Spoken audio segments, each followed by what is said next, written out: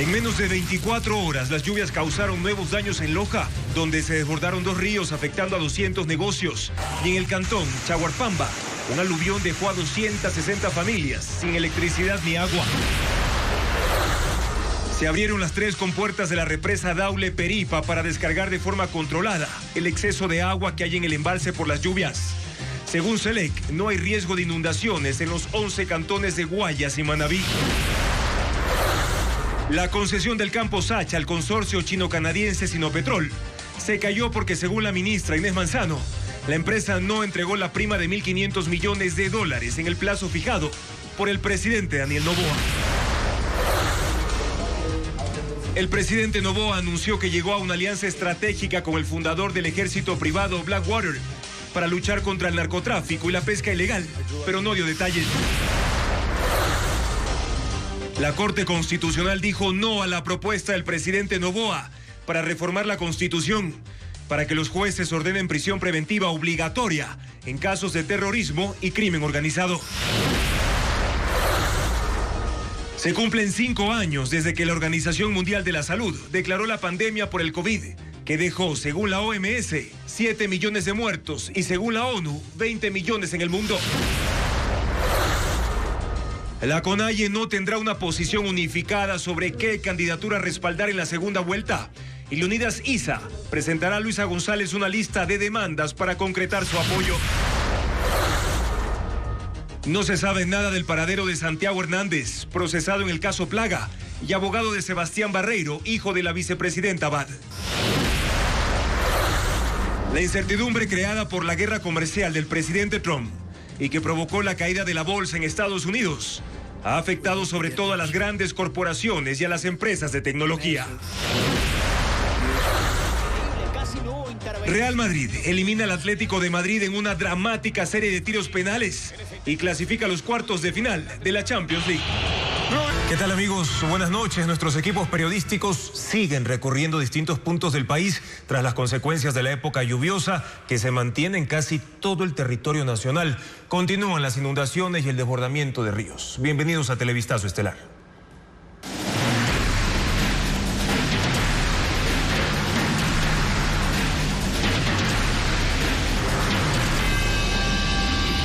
Lluvias. Los estragos aumentan. Las lluvias volvieron a golpear con fuerza a Loja y sus alrededores. Los ríos Malacatos y Zamora se desbordaron anegando calles y plazas. Nuevamente, en el sur, el puente Bailey tuvo daños estructurales, mientras que en el norte, decenas de comerciantes intentan rescatar lo poco que les queda, mientras que en Yaguarpamba, un aluvión dejó a la población sin luz y también sin agua potable. Las imágenes con Alejandra Sánchez. Apenas 24 horas después, la lluvia volvió a dejar un rastro de destrucción en varios sectores de Loja. A las 7 de la noche, los ríos Malacatos y Zamora se desbordaron, inundando calles y plazas del centro. Al sur, el puente Bailey, que conecta con 4 parroquias surorientales, sufrió daños en sus bases y empezó a desprenderse. La laguna del sector se desbordó, esparciendo sedimentos y ramas por la zona. Al norte de la ciudad, la situación no es distinta. Los mercados Gran Colombia y Mayorista, donde operan más de 1.300 locales, quedaron afectados. Al menos 200 negocios terminaron bajo el agua y el lodo. El río se desbordó y era la desesperación, la angustia de la gente de querer salvar su producto en algo, pero lastimosamente no hubo tiempo. Los comerciantes intentan salvar lo que pueden. Unos limpian con palas y baldes, otros colocan sacos de arena en los accesos o levantan pequeños muros improvisados para evitar que el agua vuelva a arrasar con todo. 20 bomberos trabajan en la remoción de escombros, despejando las vías de ingreso a los mercados. Improvisamos una barrerita porque el día de ayer también ya tuvimos el mismo inconveniente. En Chaguarpamba, un aluvión arrasó con la cabecera cantonal. El agua bajó con fuerza por una escalinata, arrastrando tierra y sedimentos en su paso. Las 260 familias que habitan la zona se quedaron sin energía eléctrica ni agua potable. Las autoridades siguen evaluando los daños y los habitantes limpian los escombros. Mientras tanto, en Manabí el invierno también deja huellas en la vialidad. El desbordamiento de ríos y quebradas ha afectado al menos 70 kilómetros de carreteras, cubriendo tramos con lodo y escombros. Mientras en algunos accesos quedan intransitables, otros solo permiten el paso con extrema dificultad, aumentando así los riesgos para miles de conductores, como le informa Karen Ceballos. En Manabí, el invierno también golpea la vialidad. Este miércoles, con mucha dificultad, vehículos livianos lograban circular por la vía Cañitas-Charapotó. Una gruesa capa de lodo cubría gran parte de la calzada, causando averías como la que sufrió el taxi de Fernando Murillo. Estoy botado, estoy dañado. Es un tramo de aproximadamente 400 metros que en al menos 3 ocasiones en el último mes ha sido afectado por el desbordamiento de una quebrada. El sedimento inunda la vía, generando un riesgo para los más de 5.000 conductores que a diario transitan por este punto, parte de la ruta E15. La falta de mantenimiento y por los muchos huecos que hay aquí en este tramo. Y ya lloviendo en la noche, vuelta se interrumpe esta vía. Según el Ministerio de Transporte y Obras Públicas, se requieren $10 millones para el encauzamiento de la quebrada, un proyecto que ya cuenta con estudios, pero cuyo financiamiento aún no está confirmado. Este es solo uno de los 10 puntos críticos de la red vial de Manabí. En total, este invierno ha dejado 70 kilómetros de vías afectadas. Por ahora, la única respuesta ha sido la limpieza con maquinaria después de cada evento. En la lista de sectores más golpeados figuran 2 tramos de la vía Rocafuerte-Tosagua, utilizada diariamente por más de 8.000 vehículos. En las aguas, las inundaciones se deben al desbordamiento del río Puerto Viejo, y en la recta, el problema es la quebrada del Guarango, que también ha rebasado su cauce. En la vía Puerto Viejo-Santa Ana, la comunidad de Estancia Vieja queda bajo el agua con cada aguacero. Y las afectaciones también llegan a las vías secundarias. Un ejemplo es la carretera que conecta los balnearios de San Jacinto y San Clemente del Cantón Sucre. La estructura de hormigón de la alcantarilla tipo cajón colapsó por la crecida de un estero que desemboca en el mar, dejando la vía cortada. Por ahora, la Junta Parroquial de Charapotó tiene un plan provisional que espera ejecutar este mes. A escala nacional sigue vigente la declaratoria de emergencia vial por el invierno, que incluye a Manabí. Por ahora solo se han asignado $140.000 para contratar maquinaria y atender deslaves, hundimientos de calzada y la remoción de sedimentos. ¿Y cuál es el panorama en Imbabura? Ahí, un día después del derrumbe de una montaña en Pimampiro, la presión del agua acumulada rompió la barrera de escombros que bloqueaba el río Blanco, liberando así un caudal de más de 1 millón de metros cúbicos. Aunque el desfogue no causó desbordamientos en zonas pobladas, la tragedia sigue latente. 3 personas continúan desaparecidas y las tareas de búsqueda aún no pueden iniciar. Un día después del derrumbe de una montaña en la parroquia San Francisco de Sixipamba, en el cantón Pimampiro, la presión del agua acumulada del río Blanco terminó por romper la barrera de escombros que la mantenía represada. Más de 1 millón de metros cúbicos de agua fueron liberados de golpe, arrasando tierra y sedimentos en su descenso. El cauce, que hasta esta mañana lucía seco, se llenó de inmediato con agua turbia, avanzando con fuerza hacia las zonas pobladas. El municipio de Pimampiro había activado la alerta la noche del martes, cuando el nivel del embalse alcanzó su límite, y por seguridad pidió la evacuación de las familias que habitan en las riberas del río. Bueno, Pimampiro es una zona de alto riesgo en el tema de varias fallas geológicas. La fuerza de la corriente represada se evidenció en el puente del sector El Guarango, al sur, que pese a ser una de las estructuras más vulnerables, resistió el embate del agua. El COE cantonal señaló que la torrencial corriente, que recorre 55 kilómetros hasta desembocar en el río Chota, no se desbordó ni causó afectaciones a viviendas. Pero aún con la evacuación del agua, la tragedia no llega a su fin. Aún permanecen desaparecidos los cuerpos de las 3 personas que fueron arrastradas por el derrumbe de la montaña la mañana del martes. Vamos a esperar el informe técnico de las personas que están realizando el sobrevuelo, para de esa manera, una vez que tengamos el informe técnico, nos digan a nosotros si es seguro o no, o si es estable el ingreso a la zona de personal especializado para realizar la búsqueda.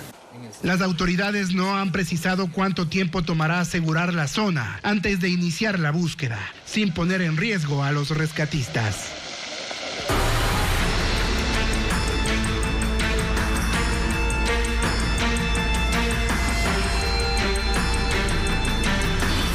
Sacha, se cayó el acuerdo. El consorcio chino-canadiense Sinopetrol no entregó la prima de $1.500 millones en el plazo fijado por el presidente Daniel Noboa para poder adjudicar el campo Sacha. Así lo confirmó esta mañana la ministra Inés Manzano en Contacto Directo. Adriana Bremeo explica que ahora el gobierno va a buscar otras opciones mientras potencia al estatal Petroecuador. El plazo dado por el presidente Daniel Noboa se cumplió y el consorcio chino-canadiense Sinopetrol no entregó la prima de $1.500 millones que era el requisito para la delegación directa y sin concurso de la operación del campo Sacha. Lo dijo la ministra Inés Manzano en el espacio de entrevistas Contacto Directo. Era hasta ayer a las 9 de la noche, con lo cual pues no hay nada más que hablar, o sea, sencillamente el plazo se les venció. El Comité de Licitación Hidrocarburífera recomendó la adjudicación del campo Sacha al consorcio conformado por las filiales de la China Sinopec, Amodaimi Oil y Petrolia de la canadiense New Stratus Energy el pasado 28 de febrero. Y dio un plazo de hasta 30 días para que se entregue la prima de entrada. La ministra Manzano puntualizó que las mesas de negociación concluyeron en diciembre y que hubo el tiempo suficiente para entregar los $1.500 millones del acuerdo inicial. Esto era una oportunidad en la cual ellos no lo aprovecharon y no entendieron el consorcio, no entendieron que había esta potestad por parte del presidente que la ejerció muy bien y que decía hasta 30 días y él en el comunicado les dio hasta el 11 de marzo.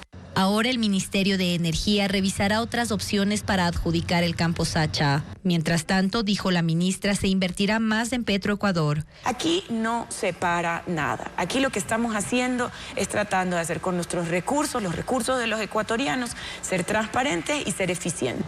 El campo Sacha es el más productivo del país. Sus reservas probadas suman 367 millones de barriles de crudo de alta calidad y aporta con el 16% de la producción petrolera del país. Por eso ha sido llamado la joya de la corona. Y después de quedar en cero esta negociación con Sinopetrol, el gobierno sostendrá las inversiones en esa zona petrolera mientras mantiene conversaciones con otras empresas interesadas en su administración. Francisco Garcés amplía esta información. Petroecuador seguirá administrando el campo Sacha y las inversiones para sostener su producción crecerán.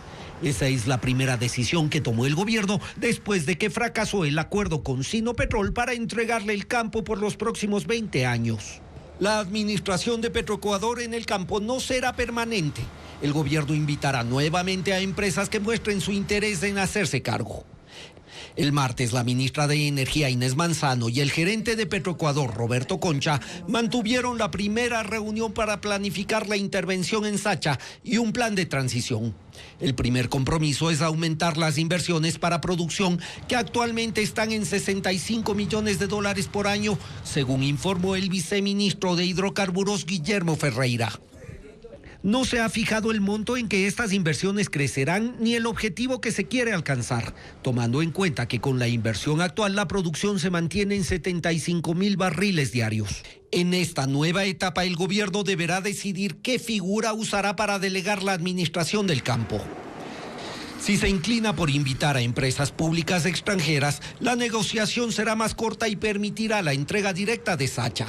Si la decisión es abrir una licitación para empresas privadas extranjeras, los procesos pueden alargarse. Según informó la ministra de Energía Inés Manzano, además del consorcio Sinopetrol, mostraron su interés empresas de Arabia Saudita, Kuwait y Emiratos Árabes, además de la colombiana Ecopetrol, aunque no dio más detalles sobre el avance de las negociaciones. Sin importar la definición, en el gobierno saben que cualquier negociación quedará para después de las elecciones presidenciales de abril y durará al menos 3 meses. Europa y Canadá responderán a la guerra comercial iniciada por el presidente de Estados Unidos, Donald Trump, imponiendo aranceles a las importaciones estadounidenses. Sin embargo, Trump insiste en el cobro de tasas, incluso dice que podrían multiplicarse. La guerra comercial emprendida por Estados Unidos contra sus principales socios no se detiene y las respuestas tampoco. Este miércoles, el presidente Donald Trump impuso un arancel del 25% a todas las importaciones de acero y aluminio de los países de la Unión Europea. Ellos le devolvieron el golpe con impuestos por $28,000 millones a productos estadounidenses, entre ellos acero, aluminio, motos y whisky, que entrarán en vigencia en abril. Pero no fueron los únicos en responderle a Trump. Aunque se creía que habían aliviado las tensiones, Canadá también aplicó impuestos a metales y otros productos estadounidenses por más de $20,000 millones. Pese a la arremetida, Trump insiste en que su estrategia está dando resultados positivos. Así lo dijo en un discurso ante la mesa redonda empresarial en Washington con 100 directores de compañías. Tenemos empresas automovilísticas que ya no fabrican en México, ahora fabrican en Estados Unidos. En algunos casos, la fabricación ya había comenzado y la pararon para llevarla a nuestro país, dijo. Según la agencia de noticias Reuters, después, en una reunión cerrada, lejos de las cámaras, el republicano prometió reducir los impuestos al 15% para las empresas que fabriquen productos en Estados Unidos. Sin embargo, en el sector económico estadounidense hay preocupación por las consecuencias de la guerra arancelaria, que podrían llevar al país a una recesión. Y sí, precisamente las políticas económicas del presidente Trump que provocaron la caída de la bolsa de valores en Estados Unidos afectan también a los grupos empresariales más grandes del país norteamericano, sobre todo a las corporaciones de tecnología, como lo explica Diana Bermeo. Donald Trump tiene nerviosos a los grupos empresariales más poderosos de Estados Unidos, a quienes perjudica con sus políticas económicas. El hecho más visible es la caída este lunes de las bolsas de valores. Sus 3 principales índices registran pérdidas. S&P, que concentra las 500 empresas más grandes de ese país, cayó en 2.69%. Dow Jones, que muestra la fluctuación del valor de las acciones de las 30 industrias más poderosas, perdió 2.08%. Y Nasdaq, que incluye alrededor de 4.000 empresas de tecnología, se hundió 4%. Es el grupo más afectado y las compañías más grandes que figuran en la lista son Apple con pérdidas del 5%, Microsoft 2%, Alphabet 4% y Meta 4%. Solo el lunes ese grupo perdió $750,000 millones, la cifra más alta desde el 2022.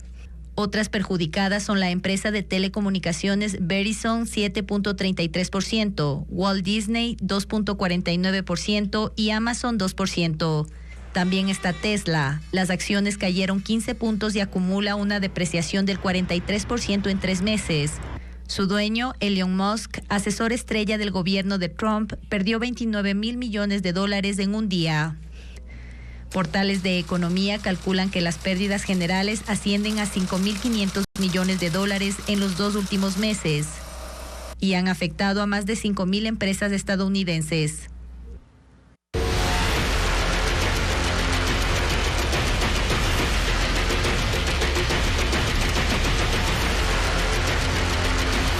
Daule Peripa, represa al límite. Las compuertas de la represa Daule Peripa se abrieron. Las lluvias llenan rápidamente el embalse y por eso desde ayer se descarga agua de forma controlada. Sin embargo, SELEC asegura que esto no derivará en inundaciones en los cantones en donde precisamente están en las riberas del río Daule, como lo informa Luis Alfredo Zúñiga.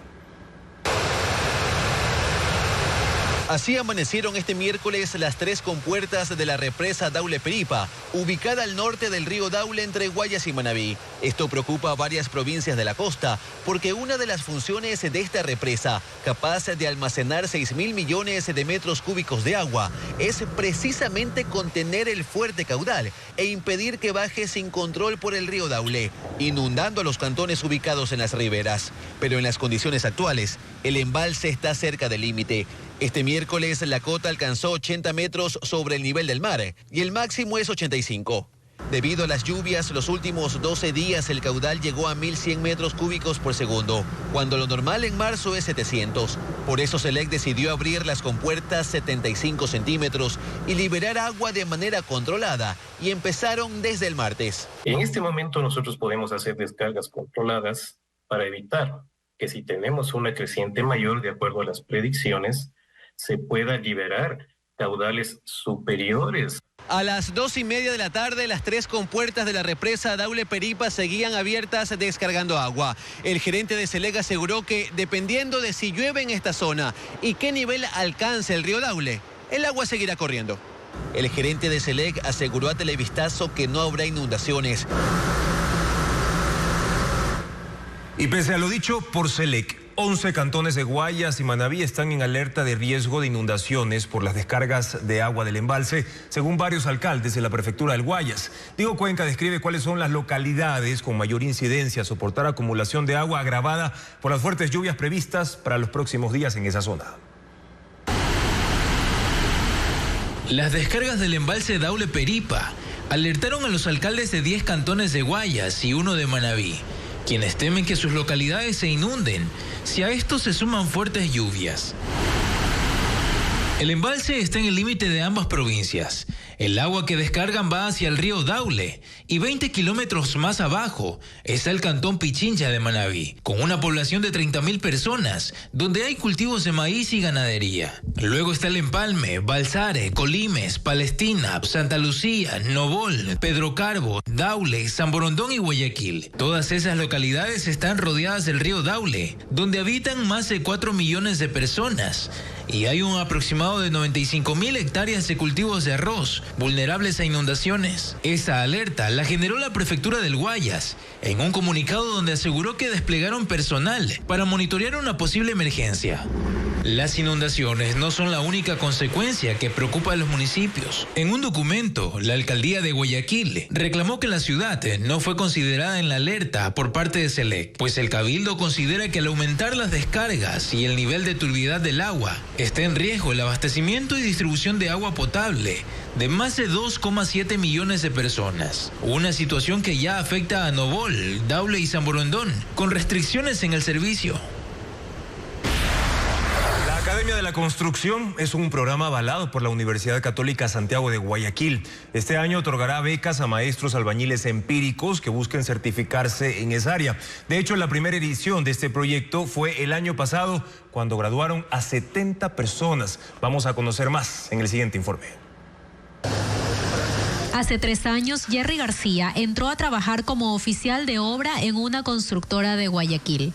Entre sus funciones estaban mover bultos con material de construcción y limpieza de áreas. Ahora es topógrafo y está encargado de fijar la ubicación y nivelación del inmueble que se está construyendo. Puedes aprender de electricidad, puedes aprender de estructuras metálicas, de cubierta, de la tecnología del concreto, puedes ayudar en el revenimiento, en el control de calidad del hormigonado. Él logró este paso del oficio de albañil a un cargo más técnico luego de culminar 8 niveles de estudio del programa Academia de la Construcción, un diplomado que otorga la certificación en técnicas y procesos de construcción que cuenta con el aval de la Universidad Católica de Santiago de Guayaquil en alianza con la empresa privada. Este año se abrirá una segunda convocatoria para este programa, con becas del 25%, 50% y 100%, dirigido a albañiles y ayudantes con experiencia empírica en construcción que busquen profesionalizarse en este sector. El programa de estudios dura 6 meses. Las clases son en modalidad presencial y virtual los días viernes y sábados. En la primera edición, en 2024, se graduaron 70 personas, entre estudiantes, profesionales y trabajadores empíricos. Raquel Espinosa también fue becaria de la primera edición y comenzó como ayudante de obra en la misma constructora, Etinar. Actualmente es coordinadora de ingeniería. Ella considera que su paso por la Academia de Construcción permitió su ascenso. Esto me ha ayudado para ampliar conocimientos, para poder tener una mejor metodología de coordinación, para tener problemas que se pueden presentar en el futuro, irlos detectando a tiempo. Los interesados en acceder a una beca no requieren tener título universitario y deben enviar su hoja de vida, fotos o videos de los trabajos en obra que hayan realizado al correo electrónico arquitectura.grado@cu.ucsg.edu.es hasta el 14 de marzo, fecha en la que iniciarán las clases.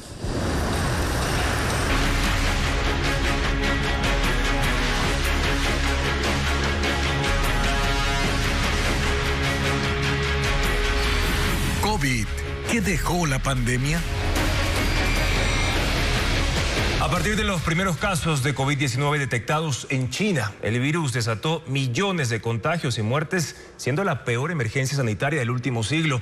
En Ecuador, más de 1 millón de personas se contagiaron. Revisemos a continuación las cifras de esta enfermedad en el mundo, 5 años después de su aparición. Hace 5 años se extendía el virus SARS-CoV-2 por todo el mundo. El 11 de marzo de 2020, la OMS la declaró como la pandemia del COVID-19. Los primeros 27 casos fueron en Wuhan, en China. Desde entonces, los contagiados no pararon. El mundo miraba como poco a poco el uso de mascarillas y el confinamiento se hacía común, en un esfuerzo por contener la enfermedad. La OMS dice que hubo 777 millones de casos a escala mundial. La enfermedad llevó a la hospitalización de 28 millones de personas. Hay discrepancias sobre la cantidad de fallecidos. Según la OMS, fueron 7 millones. Epidemiólogos elevan la cifra a 15 millones, mientras que la ONU calcula que hubo 20 millones. Las personas mayores de 65 años fueron las más golpeadas, concentrando el 85% de las muertes hasta abril de 2022. Solo el 0.2% de los muertos tenía menos de 15 años. La vacuna ofreció una herramienta para contener el mal. En 2023, la OMS dejó de contabilizar las dosis aplicadas en el mundo. Fueron 13.000 millones de vacunas. El 67% de la población recibió 2 vacunas y los demás una dosis. En Ecuador, según el INEC, hasta 2024 hubo 1.024.000 contagiados, que dejaron 36.015 fallecidos. Pero el registro civil inscribió 54.000 muertes en exceso, lo que totaliza 90.000 decesos ocurridos en pandemia. En el país se han vacunado 14.6 millones de personas, al menos con una dosis. En la actualidad, solo el 3% de los infectados necesita hospitalización. Y la pandemia también ha dejado aprendizajes y descubrimientos que obligaron al mundo de la ciencia a indagar en tiempo récord. Las investigaciones no se han frenado y siguen entregando nuevos hallazgos para combatir esta enfermedad, como le explica Carla Delgado.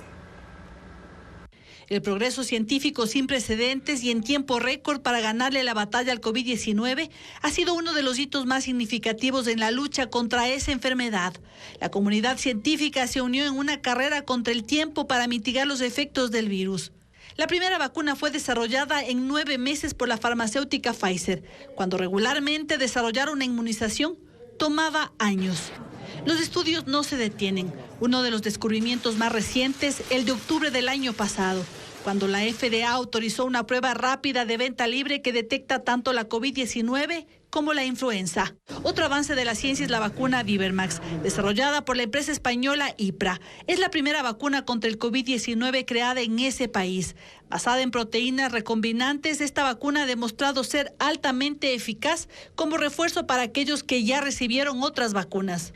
No solo esta vacuna ha sido uno de los últimos descubrimientos importantes. La Universidad de Cambridge, Oxford y el Instituto Tecnológico de California desarrollaron una vacuna universal que protege contra diversas cepas, incluyendo algunas desconocidas. Esta vacuna podría revolucionar la manera en que respondemos a futuras pandemias. El estudio fue publicado en la revista Cell Reports Medicine. Los avances de la ciencia tienen que ver además con el entendimiento de la fisiología del virus, como explica el epidemiólogo David Larreategui. Por ejemplo, pudimos entender cómo el COVID generó alteraciones cerebrales, ha generado alteraciones secundarias al cerebro, se afecta a tejidos nasales, tejidos gustativos. Con esto podemos entender ya cómo desarrollar, se están ya haciendo experimentos de cómo desarrollar tratamientos para controlar los efectos inflamatorios que van dejando los virus en los pacientes. Los estudios en torno al virus no se detienen. Moderna ya anunció para este año la vacuna combinada, que puede proteger contra la COVID-19 y la gripe. Estaría disponible a mediados de 2025. 65 migrantes procedentes de Asia y África están varados en Panamá luego de ser deportados por Estados Unidos. No tienen dinero, no hablan español e incluso dicen que corren peligro de morir si vuelven a sus países de origen. El gobierno panameño los liberó de un refugio, pero sin tener a dónde ir, por eso fueron recibidos en una casa religiosa. Con sus pertenencias en una mochila, un grupo de inmigrantes procedentes de África y Asia fueron trasladados a las instalaciones de Fe y Alegría, un grupo religioso que los recibió luego de quedar varados en Panamá. Son ciudadanos de países como China, Afganistán, Irán, Sri Lanka, Somalia, Camerún y Nepal, que fueron deportados por Estados Unidos y trasladados al territorio panameño, donde el gobierno debía encargarse del regreso a sus países de origen. Primero estuvieron 3 semanas encerrados en un hotel. Luego los enviaron a un refugio en la región del Darién por negarse a volver a sus naciones, donde dicen que corren riesgo de morir por su religión, tendencia política u orientación sexual. Se comunican solo usando traductores digitales porque no hablan español. No tienen dinero y tampoco un lugar al cual regresar. Por ahora recibirán apoyo de organizaciones católicas y musulmanas. Algunos quieren solicitar refugio en Panamá, pero la mayoría busca regresar a Estados Unidos, país donde habían hecho su vida hasta que los sorprendió la deportación. Violentos enfrentamientos estallaron en Argentina durante una protesta de jubilados frente al Congreso en Buenos Aires. Incluso hinchas de varios clubes de fútbol se sumaron a esta manifestación y se enfrentaron con la policía. Merlis González con las imágenes de las manifestaciones. Las protestas de jubilados y pensionados contra las políticas de austeridad del gobierno de Javier Milei se tornaron violentas cuando las barras bravas se sumaron a la manifestación. Hinchas de varios clubes de fútbol argentino se concentraron en los alrededores del Congreso en Buenos Aires y lanzaron piedras contra la policía. Quemaron vehículos y vandalizaron la zona. También hubo reportes de brutalidad policial. Por ejemplo, agentes empujaron a una manifestante que se golpeó la cabeza y quedó tendida en el suelo. Por ahora se desconoce su estado de salud. Cada miércoles los pensionados salen a protestar por los recortes, la falta de poder adquisitivo y la suspensión de programas sociales. Los hinchas dijeron que fueron llamados a defenderlos después que la policía dispersara con gases lacrimógenos y cañones de agua la manifestación de la semana pasada. Por los disturbios de este miércoles se reportan al menos 20 detenidos. El ejército de Pakistán puso fin al secuestro de un tren con más de 400 pasajeros a bordo que duró 30 horas. Rebeldes de Baluchistán tomaron los vagones y asesinaron a 21 pasajeros desde la mañana del martes para exigir al gobierno la liberación de milicianos prisioneros. Las fuerzas de seguridad ejecutaron una operación militar y abatieron a los 33 secuestradores. Más de 300 personas fueron liberadas, entre ellas mujeres y niños. La NASA anunció el despido de su científica jefe y de otros 22 funcionarios expertos en cambio climático para poder cumplir con el mandato del presidente Trump.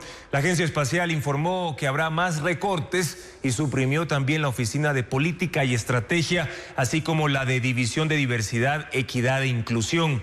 Expertos de programas de ciencias espaciales esperan que ninguno de estos ajustes afecte a los trabajos para el regreso del hombre a la Luna y la exploración en el planeta Marte. La obra Esperando al Coyote se estrenará en el Teatro Patio de Comedias en Quito. Además, 5 filmes se proyectarán en la muestra del cine colombiano en la Cinemateca Nacional hasta este fin de semana. Vamos a revisar a continuación la agenda cultural con Estefanía Arias. Que la puerta de entrada es del Teatro Bellatrix. Estas dos mujeres tratan de ganarse la vida haciendo teatro en las frías calles del Reino de Orión. Ambas luchan por lograr el éxito. Una sueña con ser famosa, la otra con cambiar al mundo. Antonio y Berenice han muerto. Llegará al Teatro Zona Escena en Guayaquil, interpretada por Laura Oviedo y Fernanda Corral. La función será este sábado 15 a las 19 horas. 5 de enero de 1982. Un collage de imágenes, repeticiones y memorias, construido de la intervención de los archivos de telediarios emitidos en Colombia en los años 80. Nuestra película es uno de los 5 filmes que forman parte de la muestra de cine colombiano, que se desarrollará en la Cinemateca Nacional en Quito. También habrá charlas sobre la realización del séptimo arte. Las funciones gratuitas serán hasta el sábado 15. La cartelera y horarios están publicados en las redes sociales de este espacio cultural.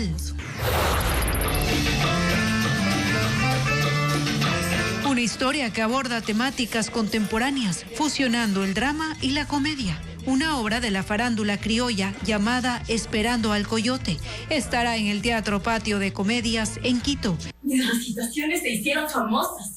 Dirigida por Juan Andrade Polo. Las funciones serán del 13 al 30 de marzo, de jueves a sábado a las 19 horas y domingos a las 18 horas. Santiago Hernández, quien hasta ayer actuó como abogado del hijo de la vicepresidenta Verónica Abad en el caso Nene y también en el caso Plaga, habría sido secuestrado.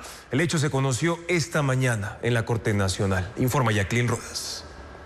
Este miércoles fue el último día de la audiencia del caso Plaga. La secretaria tomaba lista cuando fue alertada sobre un secuestro. El abogado del doctor Bani Molina, el doctor Santiago Hernández, ayer en la noche sufrió un secuestro cuando se dirigía a la provincia de Manabí. Nos hemos enterado de las personas allegadas.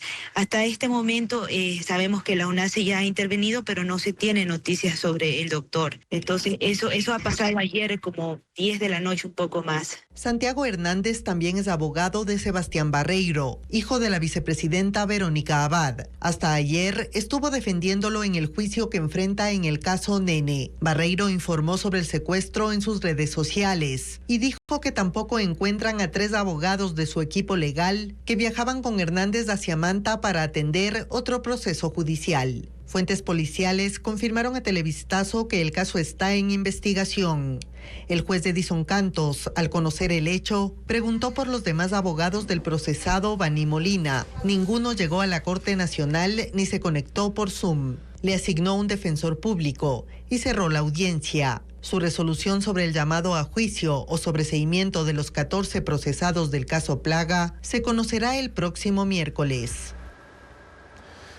El gobierno italiano propone fortalecer la cooperación con Ecuador en la lucha contra la inseguridad. El embajador de ese país en Ecuador ofreció asistencia a la Asamblea Nacional para modernizar las leyes contra la inseguridad.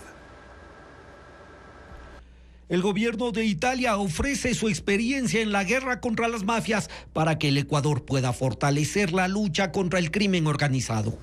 El embajador italiano Giovanni Davoli compareció ante la Comisión de Seguridad de la Asamblea. En sesión reservada dijo que según los datos de su país, el 72% de la cocaína que circula en el mundo sale del Ecuador. Después, la presidenta de la comisión, Inés Alarcón, de ADN, dijo que se conversa con Italia para su participación más activa en la seguridad interna, aprovechando la intención del gobierno de pedir el concurso de fuerzas extranjeras para que actúen en el país. Italia ya coopera con el Ecuador en seguridad.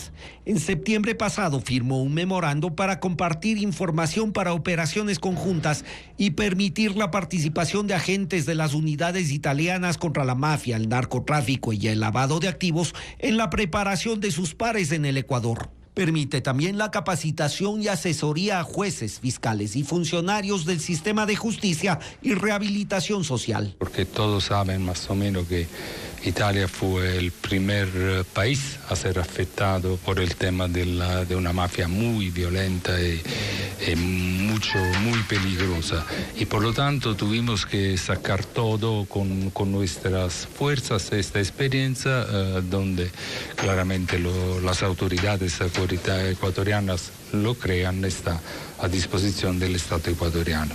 El embajador italiano dijo que su país está abierto a ampliar la cooperación con el Ecuador. Tenemos mucho que ofrecer en términos de experiencia, de experticia específica que nuestros funcionarios, que nuestros operadores de justicia, nuestros operadores policiales tienen en el enfrentamiento contra el crimen organizado transnacional, y lo ponemos a disposición del Ecuador. En la asamblea, el embajador italiano y Paolo Di Silva, responsable operativo del programa de cooperación, ofrecieron asesoría técnica para modernizar las leyes contra el lavado de activos y la delincuencia transnacional. El presidente Daniel Noboa anunció una alianza con el ex militar estadounidense Eric Prince, fundador de un ejército de seguridad privada. El gobierno ha entregado detalles del acuerdo y se desconoce el alcance de la cooperación que tendrá con la fuerza pública para combatir la inseguridad. Paul Romero con el informe.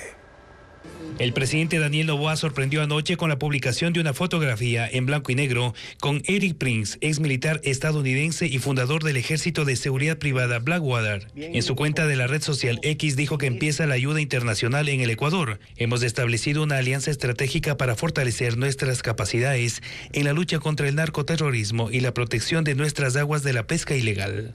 El 18 de febrero el presidente señaló que el gobierno fortalecerá la lucha contra el crimen organizado con cooperación internacional La reunión se realizó en Guayaquil y asistieron además del presidente, el director del Centro de Inteligencia Estratégica, Michele Sensi Contugui, el ministro del Interior, John Reinberg, y el ministro de Defensa, Giancarlo Lofredo. El gobierno mantiene en reserva los alcances de esta alianza. Se desconoce el mecanismo que utilizarán los sistemas de inteligencia militar y policial para intercambiar información y si esto incluye operaciones con unidades tácticas. No se sabe lo que hará en el país, en qué condiciones, cuánto tiempo permanecerá y el monto que cobrará por la asistencia internacional. Este miércoles, el presidente Noboa, durante la ceremonia por los 87 años de profesionalización y 179 de institucionalización de la policía, de manera general, sin especificar la alianza con Prince, ofreció respaldo internacional a los uniformados para que sigan enfrentando al crimen organizado. Estrecharemos el trabajo con la comunidad internacional y derrotaremos juntos a aquellos que quieren arrebatarnos nuestro futuro. La respuesta del nuevo Ecuador al crimen es y será contundente. No vamos a ceder ni a negociar con los terroristas ni con sus aliados políticos. Al contrario, los vamos a perseguir y los vamos a derrotar. Según el presidente, Ecuador soporta el conflicto armado más violento de su historia. Y Eric Prince es conocido por su participación en operaciones militares con su empresa Blackwater. El historial de la empresa está marcado por su capacidad de resolución de conflictos con tecnología avanzada, pero también por denuncias de violaciones a los derechos humanos. Conozcamos más de este empresario ex militar de los Estados Unidos y su ejército privado. Daniel Noboa se reunió con Eric Prince, fundador de Blackwater, en 1997. Esta es una empresa de seguridad privada que se convirtió en una de las más poderosas del mundo. La historia de Blackwater se divide en dos. Fue el ejército privado de más rápido crecimiento del planeta y se enfocó en la capacitación de fuerzas del orden y la seguridad privada, como proteger a los principales funcionarios estadounidenses en zonas de conflicto. La empresa estuvo implicada en graves denuncias de violaciones de derechos humanos durante la invasión estadounidense en Irak, cuando mercenarios mataron a 17 civiles en Bagdad en 2007. Blackwater, calificada por actuar con total impunidad, cambió de nombre. Desde 2010 es Academy. Un consorcio de inversionistas compró la empresa y puso fin formalmente al rol operativo y administrativo de Eric Prince. Prince ahora se dedica a dar asesorías en temas de seguridad, en resolución de disputas, operaciones de rescate terrestres, marítimas y aéreas. Participó en las elecciones presidenciales de Venezuela. Fue uno de los impulsores de la plataforma Ya Casi Venezuela, que buscaba reunir $10 millones para la caída del régimen. Él figura en el sitio web del movimiento. Eric Prince se reunió en agosto de 2024 con el presidente de El Salvador, Nayib Bukele, y visitó el centro de confinamiento del terrorismo, la famosa cárcel de máxima seguridad del país centroamericano. Hasta ahora se desconoce cuál será su participación en el país. La dirigencia de la CONAIE junto a otras 74 organizaciones sociales reunidas en Quito decidieron acercarse a la candidata del correísmo, Luisa González, frente a la segunda vuelta electoral. Anunciaron que le presentarán sus demandas y esperan su respuesta. Patricio Díaz estuvo en esa reunión. La dirigencia de la CONAIE, liderada por Leonidas Issa, recurrió a 75 organizaciones sociales que respaldaron su candidatura para aprobar un apoyo al correísmo en la segunda vuelta. La reunión fue convocada a las 10 de la mañana en el Comité de Trabajadores de la Empresa Eléctrica Quito, pero empezó a las 11 con la llegada de Issa y del coordinador de Pachacuti, Guillermo Churuchumbi. Desde los primeros discursos hubo una coincidencia entre los convocados: rechazar al presidente Daniel Noboa y su candidatura. Ni un solo voto al gobierno neoliberal. Definido esto, el siguiente paso fue recoger las demandas para Luisa González. Resultó un pliego en el que sobresalen: no a la constituyente, a las privatizaciones, no a los tratados de libre comercio, reducción del IVA, condonación de deudas, amnistías, desmilitarización de territorios en conflicto, moratoria minera. Y esperamos y exigimos su pronunciamiento público e inmediato. Con esa respuesta, se confirmará el respaldo a la candidata del correísmo. Mi pronunciamiento será en base a la respuesta que tenga de esta Asamblea Plurinacional. El presidente de la CONAIE llegó a esta asamblea sin haber logrado un consenso ni una decisión de mayoría en su organización. La CONFENIAE, que reúne a los pueblos amazónicos, apoyará a Daniel Noboa. E incluso ya le enviaron una carta en ese sentido. La CONAICE de la Costa respaldará a Luisa González y la Ecuarunari de la Sierra debatió intensamente el voto nulo. Sus representantes no estuvieron en esta reunión. Yo voy a mantener el respeto a la decisión de las estructuras regionales que han tomado, pero asimismo también quiero que me respeten porque con el apoyo de aquellos mismos me permitieron ser candidato y los votos de 500,000 no vino solo del movimiento indígena. Para Leonidas Issa, el pliego de demandas que entregarán a Luisa González luce tan claro que incluso no confirmó si se reunirá con ella.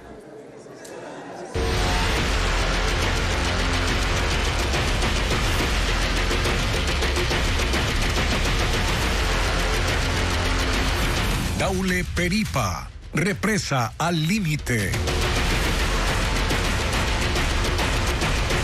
En Guayas, los cantones Santa Lucía y Palestina monitorean el impacto de las descargas controladas de la empresa Daule Peripa. Lo hacen mediante un sistema de alerta temprana que registra la cota en tiempo real. María Gabriela Carpio informa que ambas localidades ya tienen listos los albergues en caso de declararse la emergencia por inundaciones. Santa Lucía es uno de los 11 cantones en alerta ante las descargas controladas de la represa Daule Peripa. Según el municipio, la apertura de sus compuertas implica posibles inundaciones en esta localidad debido a su ubicación en la cuenca baja del río Daule y su terreno bajo, donde viven 47.600 personas. La zona rural, que concentra 38.000 habitantes, es la más expuesta, con 126 recintos que podrían verse afectados, además de algunos sectores de la zona urbana, incluido el casco comercial. Generalmente los recintos que tenemos es Miraflores, tenemos Morochal, tenemos la cooperativa 3 de Abril, que son los que son más vulnerables con inundación, y todos los que están puestos por las riberas del río Daule. Todavía no hay inundaciones, pero se preparan porque 2 años atrás el cantón quedó bajo el agua, producto de las descargas de la represa. Por ello se han dispuesto 9 alojamientos temporales, 4 en la zona urbana y el resto en la rural. El Coliseo Municipal es el albergue más grande con capacidad para 1.500 personas. En este espacio de 1.200 metros cuadrados están esperando la declaratoria de emergencia para equipar y recibir a las familias damnificadas. A 15 minutos de este cantón está Palestina, otra población de Guayas donde también se han tomado medidas de prevención. Su alcalde Luis Suárez explicó que el plan de contingencia incluye limpieza de canales y ampliación de muros, y para la atención de posibles damnificados se han habilitado 6 albergues. SELEC, Hidronación y las demás instituciones públicas involucradas mantienen un monitoreo constante en Santa Lucía, Palestina y otros cantones vulnerables, mediante un sistema de alerta temprana coordinado que registra la cota en tiempo real en una estación hidrológica en el recinto La Capilla de Santa Lucía. Se está monitoreando también el nivel de la represa, se tiene la información y estamos en un chat como prefectura, con las alcaldías también, dentro de un sistema de alerta temprana que maneja SELEC a través de Hidronación, que nos dice precisamente cuál es la descarga que están generando. En Palestina hay un promedio de 2.000 familias en riesgo por las inundaciones tanto en la zona urbana como en la rural. Otros cantones consultados por Televistazo explicaron que no tienen un plan específico ante la situación de Daule Peripa y que sus contingencias son las mismas que tienen de manera general para efectos invernales. Y de hecho la represa Daule Peripa ya recurrió a la apertura controlada de compuertas en años anteriores. La más reciente, en 2023, varios cantones inundaron y hubo miles de afectados. Veamos. Fue más o menos por esta época, mitad de marzo, pero del 2023. Los habitantes del cantón Santa Lucía, en Guayas, se preguntaban por qué las lluvias habían cesado, pero sus barrios seguían inundándose. El agua entró como a las 7 de la noche y no tenemos ni inodoro. Lo que había ocurrido es que la represa Daule Peripa había abierto sus compuertas. El excedente de agua fue directo al río Daule. El río Daule se desbordó y las inundaciones alcanzaron no solo a zonas urbanas, 7 cantones en total, sino también a extensas plantaciones agrícolas. En ese momento, la Secretaría de Riesgos estimó en 3.000 el número de personas afectadas. La represa abrió sus compuertas varias veces entre marzo, abril e incluso mayo, porque las lluvias fuertes se extendieron durante esos meses. Si es que no se abren las compuertas y no se descarga el agua de forma controlada, la represa se puede llenar o rebosar más arriba del nivel de las compuertas, o sea, no habría control. Las lluvias finalmente cesaron a finales de mayo y con ellas se fue también el peligro de inundaciones.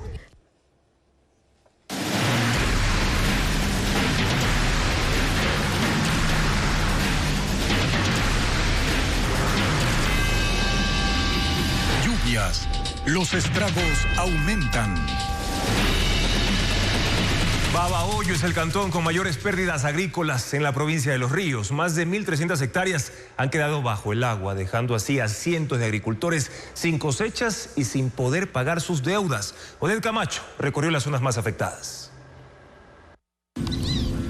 Las inundaciones han devastado la producción agrícola en Babahoyo, el cantón más afectado de la provincia de Los Ríos. Bajo grandes espejos de agua quedaron horas de trabajo y proyectos que buscaban mejorar la economía de cientos de familias. Los agricultores de los recintos El Consuelo, El Piñal, Puerta de Zinc, La Legua y Colorado viven con angustia. Han perdido aproximadamente 1.000 hectáreas de cultivos. En los arrozales, el agua alcanza hasta 4 metros de profundidad. El proyecto de riego y drenaje en El Consuelo, diseñado para proteger 200 hectáreas, resultó insuficiente ante el caudal del río Pimocha. Estamos sufriendo de hambre porque no tenemos dónde ganarnos un día de trabajo siquiera. El arroz es el cultivo más afectado. Con un ciclo de producción de 4 meses, estas tierras fueron sembradas en diciembre y la cosecha estaba prevista para abril. Según el Ministerio de Agricultura, hasta el momento se han contabilizado 1.363 hectáreas afectadas en Babahoyo y 491 agricultores perjudicados. Tenemos créditos a través del Ban Ecuador, del Banco de Fomento en Liquidación que estamos debiendo, a través de cooperativas de ahorro y crédito y de personas que también nos han ayudado como ciertos dueños de piladoras y estamos debiendo esa cantidad de dinero. Es decir, estamos totalmente quebrados los pequeños agricultores con este fenómeno natural. Los cultivos de cacao, maíz duro y plátano también están afectados. Y las lluvias han convertido a los albergues de animales rescatados en espacios inundados y llenos de lodo. Sin apoyo estatal ni municipal, la mayoría de estos refugios sobreviven con autogestión y donaciones, mientras que la falta de un censo oficial impide siquiera calcular cuántos animales están en riesgo, como lo explica en el siguiente reportaje María Gabriela Carpio. Cada vez que llueve, las instalaciones de este albergue para animales rescatados terminan inundadas. En estos terrenos de 5 hectáreas en San Borondón, los pasillos están cubiertos de lodo, maleza y charcos con larvas. Los 80 perros que solían correr libremente ahora permanecen encerrados en caniles o jaulas. Otros buscan la forma de no mojarse, aunque sus juguetes siguen en medio del agua estancada. El sitio también acoge a 160 gatos. Una de las 4 zonas que los alberga está vacía porque asimismo quedó anegada. Hogares temporales han recibido a algunos, pero la humedad amenaza la salud de aquellos que no se han ido. No pueden salir los animales a jugar, no podemos realizar más rescates, estamos completamente parados en el tema de rescates. La situación desesperada por la que está pasando el refugio Alma Animal se replica en todas las zonas inundadas del país y más concretamente en las provincias declaradas en emergencia. Estos albergues en su mayoría no cuentan con ayuda estatal ni municipal, dependen exclusivamente de la autogestión y de donaciones de ciudadanos. Y a esto se suma otro problema. Según las organizaciones de rescate animal, ni siquiera hay un censo ni un registro oficial de cuántos albergues hay. Por ende, no se puede calcular la cantidad de animales en riesgo. Prueba de ello es lo que ocurre en Puerto Viejo. En la comunidad de Estancia Vieja, en la vía hacia Santana, el refugio de Pasca quedó afectado en un 90%. Además de recibir ayuda privada, su propietaria gasta un promedio de $500 mensuales para alimentar a sus 54 perros, 3 gatos y 2 burros. Ninguna institución pública me ha querido dar la mano. Mónica Cabrera, vocera de la Fundación Rescate Animal Ecuador, señala que no hay una política integral de atención a los animales durante emergencias de esta índole, por lo que no se puede planificar sin cifras reales. Si no tenemos datos, no podemos hacer políticas de prevención ni políticas de actuación con cantidades ciertas e incluso designar el presupuesto adecuado. Porque el estado de la fauna urbana está relacionado con la salud de la población. Si tenemos muchos animales en la calle, abandonados, que no están siendo tratados, que no están siendo atendidos, que no tienen una vacuna, se pueden desatar epidemias, por ejemplo de leptospirosis, que es de zoonótica, es decir, puede transmitir de animales a personas. Y a su criterio no es un problema que afecte únicamente a los amantes de los animales. El primer eclipse lunar total del año será visible en Ecuador durante la noche de este jueves y la madrugada del viernes. Además, TikTok lanzó 2 nuevas herramientas que ayudan a los padres a supervisar el uso de esa aplicación en adolescentes y niños también. El primer eclipse lunar total del año será visible en Ecuador durante la noche del jueves 13 de marzo y la madrugada del viernes 14 de marzo de 2025. Este fenómeno ocurre cuando la Tierra se interpone entre el Sol y la Luna, proyectando su sombra sobre el satélite natural. Se puede observar a simple vista sin riesgos para la visión. Se recomienda utilizar binoculares o telescopios básicos para mejorar la experiencia. El Observatorio Astronómico de Quito transmitirá en vivo el desarrollo del fenómeno natural en su página de Facebook Live.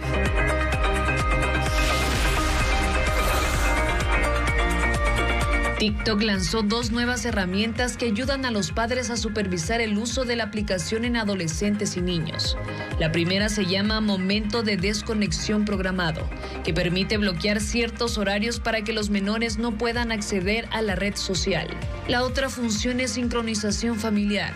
Permite monitorear a las personas que siguen, quiénes son sus seguidores y los contactos bloqueados. Las nuevas gafas inteligentes Nuance Audio están diseñadas para ayudar a las personas con algún problema auditivo. Tienen micrófonos estratégicamente ubicados que detectan y amplifican el sonido proveniente de la dirección hacia donde mira el usuario. Su alcance es de aproximadamente 3 metros. Brindan una experiencia mejorada sin necesidad de audífonos tradicionales.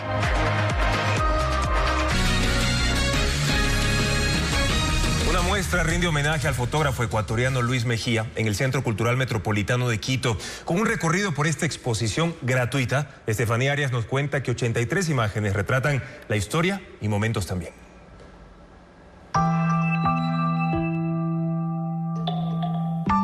Un instante cotidiano o una parte de la historia son recuerdos capturados entre 1962 y 1992. Pasando revista se titula esta exposición, compuesta por 83 fotografías de Luis Mejía, que se inauguró en el Centro Cultural Metropolitano de Quito. Un nombre que el artista también usó para llamar a una de sus miles de imágenes que capturó durante 50 años de trayectoria. Se trata de una adulta mayor que pasa por delante de la banda municipal, que en medio del desorden es como si todos los músicos le hicieran una enfilada reverencia. Crea su propio realismo mágico en sus fotografías artísticas, tomando como referentes a los pobladores de la ciudad de Quito. Mi padre usualmente el momento que estaba revelando ya les titulaba a las fotografías. Mejía era conocido como el Ojo de Quito.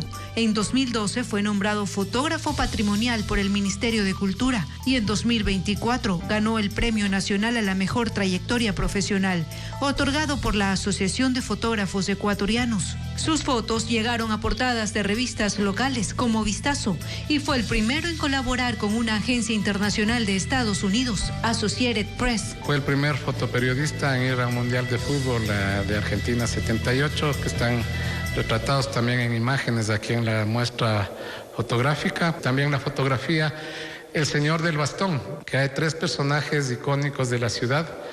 El empresario que va caminando por la calle, el cargador que lo mira asustado y la gente del pueblo llevando sus compras, vida cotidiana de la ciudad, ¿no? La exposición gratuita estará abierta hasta el 23 de marzo, de miércoles a domingo, de 9:30 de la mañana a 4:30 de la tarde.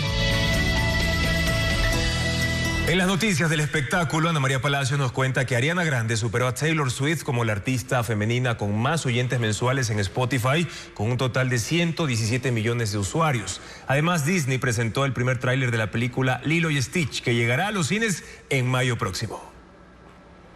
Ariana Grande superó a Taylor Swift como la artista femenina con más oyentes mensuales en Spotify, con un total de 117 millones de usuarios. Ella marca un nuevo récord en esa plataforma. La popularidad de la cantante aumentó luego de su nominación a Mejor Actriz de Reparto por interpretar a Glinda, la bruja buena en la película Wicked. Clarissa, la otra cara de Anita, es el documental sobre la vida de la cantante brasileña. El público podrá conocerla en la intimidad de su casa y saber más de su personalidad cuando no está en los escenarios. En hora 40 minutos desfilan momentos memorables de su carrera, su participación en el Carnaval de Río de Janeiro y la emoción de haber ocupado el primer puesto en las listas mundiales de música con el tema Envolver. ¡Está tierno y esponjoso! Es tu responsabilidad, ¿oíste? Disney presentó el primer tráiler de la película Lilo y Stitch, que llegará a los cines en mayo de este año. La pequeña Lilo sueña con encontrar a un amigo con quien disfrutar de su tiempo. Su anhelo se cumple cuando aparece un extraterrestre azul con una personalidad caótica y destructiva. No creo que debas beber eso. Gracias por habernos acompañado, amigos, en esta emisión informativa. Mañana, en contacto directo, estará Salim Saidán, docente universitario de Derecho Constitucional, para analizar a propósito del fallo de la Corte sobre la prisión preventiva, si hay que hacer cambios para frenar al crimen organizado. Además, Auqui Tituaña, dirigente indígena, para analizar la situación de la CONAIE, que bajo el liderazgo de Leonidas Issa se apresta a apoyar en segunda vuelta a la candidata Luisa González del correísmo. Los esperamos también en la primera emisión de Televistazo a las 5:55 de la mañana, en vivo por ecuavisa.com y Ecuavisa Play. Buenas noches.